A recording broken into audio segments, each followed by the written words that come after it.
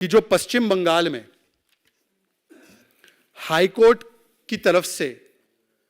बेहद सख्त टिप्पणी और सख्त लहजे में पश्चिम बंगाल की सरकार, जिसको मैं कहता हूं निर्ममता वाली सरकार, उसको फटकार लगाते हुए शाहजहां शेख को गिरफ्तार करने के लिए सीधे सीधे कहा गया।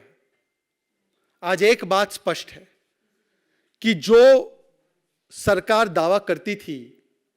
तृणमूल कांग्रेस की सरकार, ममता दीदी की सरकार, की ये मां माटी मानुष की सरकार है,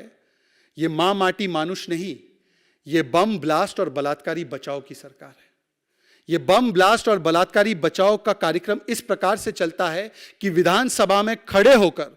शाहजहां शेख, जो एक व्यवस्थित और सिस्टमैटिक शारीरिक शोषण का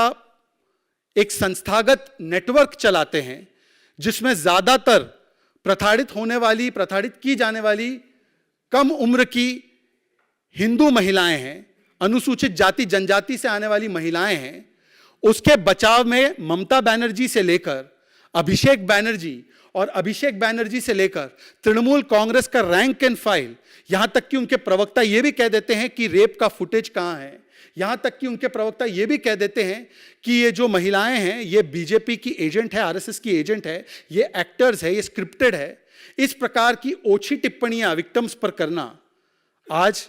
कोर्ट ने जो टिप्पणियां की है, कोर्ट ने जो फाइंडिंग और आदेश दिया है, मुझे लगता है कि तृणमूल कांग्रेस नहीं, टीएमसी की सरकार आज तानाशाही मुझे चाहिए और तालिबानी मानसिकता एंड कल्चर वाली सरकार बन चुकी है। तानाशाही मुझे चाहिए इसलिए कहता हूं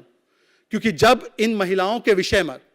कोई पत्रकार आवाज उठाता है तो उस पत्रकार को गिरफ्तार कर दिया जाता है। अगर इन महिलाओं के विषय में कोई फैक्ट फाइंडिंग टीम, जिसमें सीनियर जजेस, जिसमें सीनियर एडवोकेट्स जाते हैं, उनको रोक लिया जाता है, उनको अरेस्ट कर लिया जाता है। लॉकेट चैटर्जी से लेकर सुकांता मजूमदार जी जाते हैं, उनको अरेस्ट, डिटेन, मारपीट कर दी जाती है। कार्यकर्ता जाते हैं, उनको रोक लिया जाता है, अवैध तरीके से 144 लगा दिया जाता है। और महिलाएं यदि उनके बारे में बोलती है, जो महिलाएं पीड़ित है, तो उनको भी धमकाने का, डराने का प्रयास किया जाता है। परंतु शाहजहां पर कोई आंच ना आ पाए, शाहजहां गिरफ्त में ना आ पाए, इसीलिए 50 से अधिक दिनों तक शाहजहां शेख को स्टेट स्पॉन्सर्ड प्रोटेक्शन और स्टेट सैंक्शन से उसको पेट्रोनेज देने का जो काम किया गया है, आज इस काले कारनामे और इस काले कर्मों पर हाई कोर्ट की एक बड़ी फटकार लगी। वीके न्यूज, राष्ट्र के नाम।